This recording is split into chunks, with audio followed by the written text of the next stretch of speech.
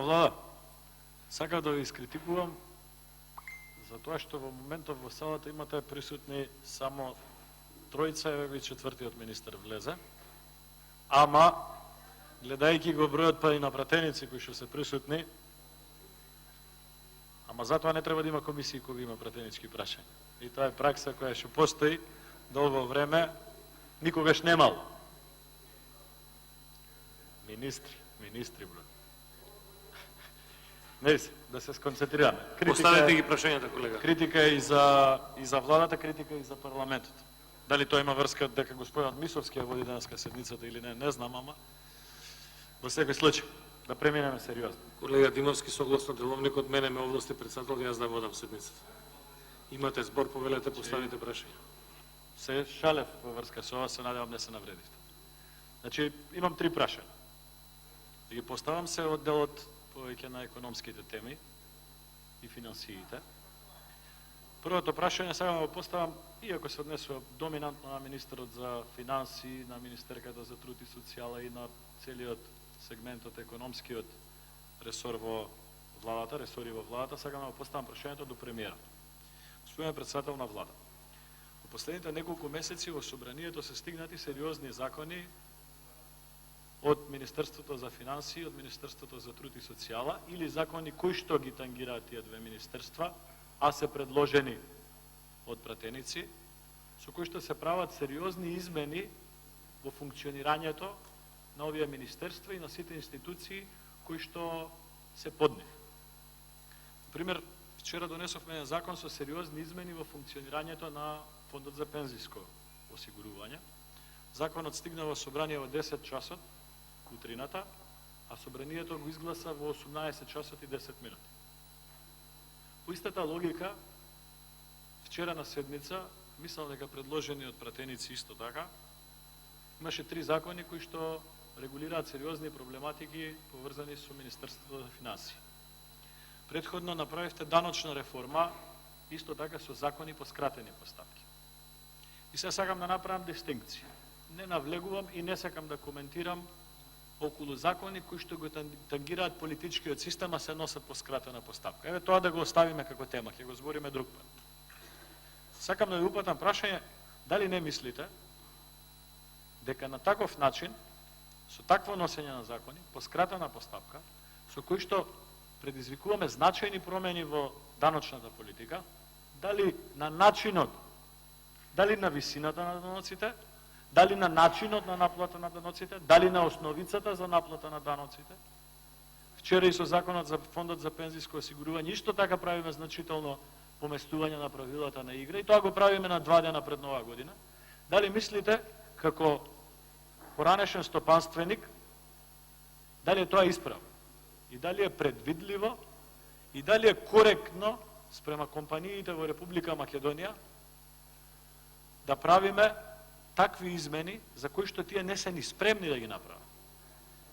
На времето, може би еве пред 10 години, не сакам да се ставаме во контекст власт и опозиција, кој што правил, да го тргнеме на страна. Секогаш кога се носела даночна реформа, консултантските компании во Македонија со месеци организираа обуки за сметководителите и обуки за компаниите како да го прилагодат своето работење кон новата законска регулатива. Сега таква можност нема, заради тоа што целокупната промена во оваа регулатива ја носиме во 2 недели по скратена постапка. Дали не мислите дека посебно во делот со економските закони, тука влегуваат и законите од земјоделие, законите транспорт и врски, законите од Министерство за економија, но овие два примери ми се најсвежи и најеклатантни, дали не мислите дека треба да имате ваш заклучок, макар и неформален, како премиер, или на ниво на влада, дека во овие ресори не треба да одите со скратени постапки? Тоа е првото прашање. Второто прашање, неколку пати се обидуваме од министерот за финансии да добиеме една информација која што не успеваме да ја добиваме.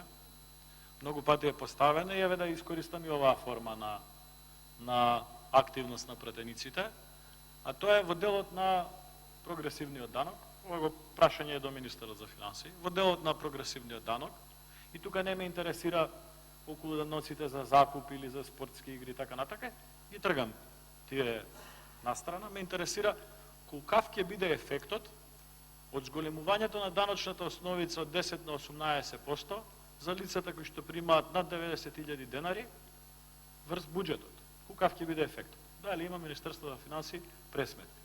Од тие 4-4,5 илјади луѓе кои што се опфатени, дали сте пресметале, заради тоа што тука ќе имате два начини на оданочување, едно до 90.000, друго над 90.000, кукава е добивката? И зошто правиме толкави скаламуци во државата со тој закон, кога добивката на државата ќе биде минимална? Да не предпоставуваме колку ќе продуцира, па избегнување на плаќање на данокот, ќе го анализираме тоа понатаму. Во смисла на тоа дека минатава година докажавте како влада дека не успевате да ги потрошите парите кои што ги имате, а зголемувате за следната година даноци. Нелогично, но мене ме интересира конкретно дали имате пресметка и кукава е пресметката. Само на тој дел. Значи не ме интересира спортски игри, не ме интересира закупнина, ме интересира само прогресивниот данок врз основа на личен доход од плата. Личен доход. Тоа е второто прашање. И третото прашање пак е поврзано со еден закон во собрание.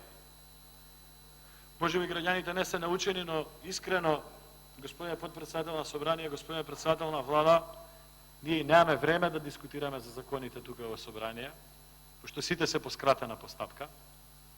Да го искористам оваа прилика да ја прашам. Има еден закон во постапка за гаранции од владата кон јавното сообраќајно предпријатие во Скопје за набавка на нови автобуси. Прво, тоа е добро. И добро е што продолжувате проект на претходната влада. Гледам дури новинари веќе често ви префрлаат дека скоро и да немате нови проекти. Но добрите проекти треба да се продолжат. И тука не треба да го правиме тоа. Мене ми е друго прашањето. Дали кога вие сте струмичанец, јас сум велешанец, во владата имате луѓе од Крива Паланка, од Прилеп, од други градови. Дали кога дискутиравте на влада за овој закон, не ви текна дека како што има загадување во Скопје, има и во Струмица, има и во Велес, има и во Битола, сериозно загадување.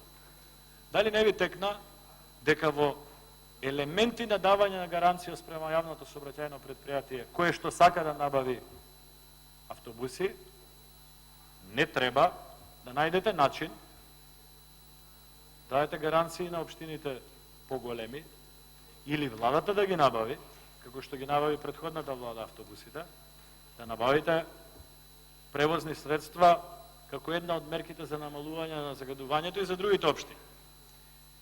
Јас сум имал често расправи на оваа тема. Локал патриотизмот не е слабост и навистина така е, ми смета кога нема баланси.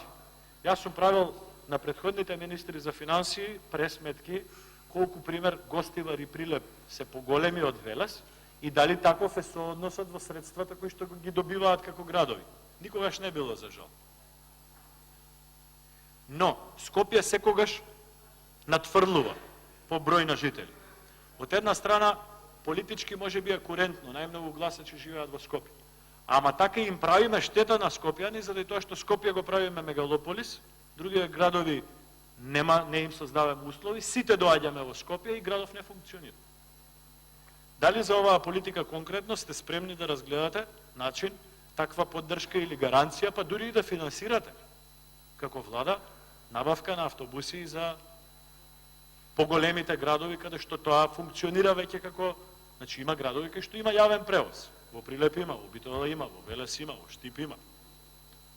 Заради тоа што проблемите се исти. Тие се трите прашања, реков дека трите ми се од темата економија денеска. Ви благодарам за времето.